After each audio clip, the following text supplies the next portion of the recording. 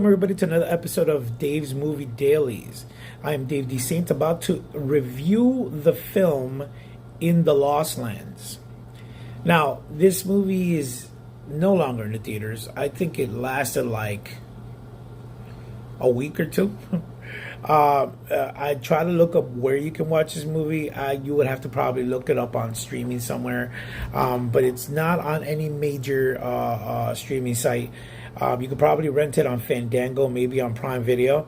So this movie was released on March 7th, 2025. It was directed by Paul W.S. Anderson. It's based on a short story by George R.R. Martin. I think George R.R. Martin and Paul W.S. Anderson wrote it, or maybe it was just a short story by George R.R. Martin that he directed. It is an action fantasy, and it stars Dave Bautista and Mila Jovovich.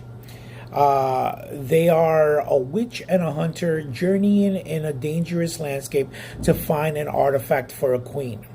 The budget was, $55 million, and it brought in only $6.1 million.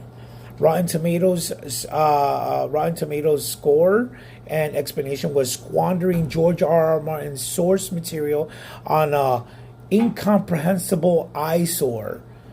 Paul W.S. Anderson in The Lost Lands could use its own map out of the wilderness. My review on it. This movie was a tremendous pile of crap. Like, first and foremost, Dave Bautista cannot be a lead actor for a film. He's not. He has no act. Like, his act. He may do a lot of comedy films like Guardians of the Galaxy and have little things, comedies and all that stuff. Like, okay, cool. But as a straightforward action star, he's horrible actor, horrendous. Just to have him as the main character, just horrible. His image, horrible. Mila Jovovich is still beautiful, gorgeous, but she was horrible in this film. Okay, when was the last time that we actually saw her in something big? Monster, what was that movie, the monster movie, that she was killing monsters?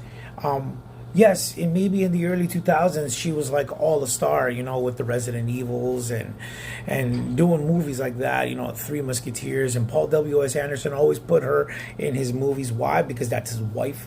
And Paul W.S. Anderson in the early 2000s was all the rave, like movies like 300 with Zack Snyder and movies like that, the CGI, like popping in your face, those slow motion moments and all that stuff. That was like all the rage. It was brand new. We loved it. It was eye candy. This film felt like it was stuck in the early 2000s. Same CGI BS.